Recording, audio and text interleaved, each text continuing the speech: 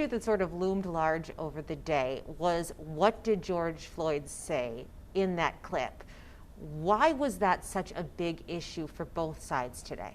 Yeah, it was a big issue for the defense because the defense has an opportunity to give a voice for somebody who's no longer here. George Floyd died. And so with the video, the defense wanted George Floyd to give an admission that he consumed drugs, and the totality of the circumstances were that the drugs led to his death. We had a witness to even be on stand that corroborated and agreed with counsel's cross-examination. But the state came back and they gave more context to the video, showed more evidence, and eventually got that same witness to say, I didn't hear that George Floyd consumed drugs. As a matter of fact, I heard that I didn't consume drugs. And so the jury is going to have to balance the weight of credibility. Ultimately, does it matter what George Floyd said there to this case? I think today was a wash. I think the jury is going to consider the testimony of the medical doctors more than anything, because whether or not he had drugs in his system, I think that's a conclusion that we can all agree that there probably was. But was it the substantial cause of his death is going to be the issue that only the jury can obtain that information from the medical doctors. So we're hearing a lot of evidence about drugs, and for some viewers, it feels like they're putting George Floyd on trial.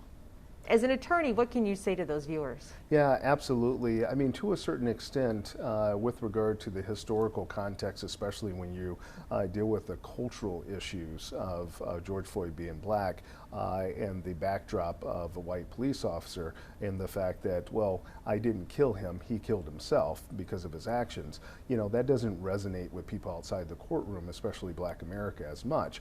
However, the defense has to deflect the notion of substantial cause with the knee on the neck to something else, and drugs is the easy thing to point at. We also heard lengthy testimony from the use of force expert about the fifth or sixth witness to talk about the reasonableness of Derek Chauvin's force, which of course is an important standard. How effective was he in that testimony about whether a reasonable officer would have used that same force that Derek Chauvin did?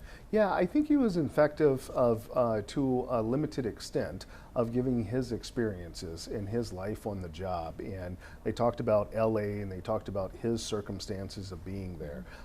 However, what's very interesting in this is that you have all these experts, a lot of officers, some from Minneapolis, one from LA, that's talking about the reasonableness standard. But at the end of the day, it's what the community, the jury, decides what is reasonable of how they want an officer to act toward them or anybody else.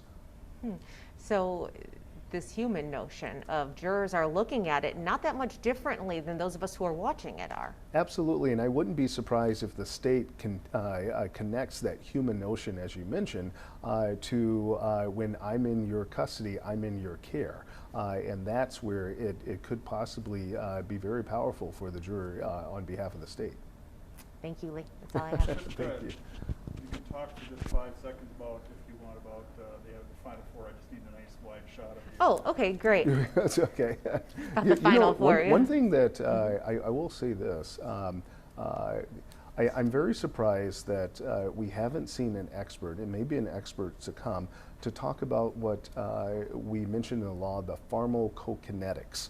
And what that means is the absorption rates of a pill in a person's body. And we saw that with the last witness, Miss Giles, I believe was her name, she started talking about the weight of grams and things that was in George Floyd's system, and some was definitive because there was enough, and some that wasn't definitive, and that's where you got the notion of what is the threshold. And she couldn't really answer that question because she didn't weigh that. However, there has to be an expert, I would predict, that talks about absorption rates because maybe there were drugs in his system from weeks past or from days past, and I'm surprised we haven't heard that testimony yet. And also, if he had eaten drugs right then and there, would it have even had time to absorb into his system enough to kill him? Excellent question, and certainly something that I would I'd be interested that the chemist on the jury pool certainly is saying, okay, I want to hear this information. You know, if he just ate it and some of the pills were in the back of the car, and so you can conclude that if they're in the back of the car, they weren't in his body. And so how much of the controlled substances or the uncontrolled substances did he actually consume? And that's where the pharmacokinetics comes in. Interesting. Thank you. Gosh, I forgot about the chemist on the jury. These last witnesses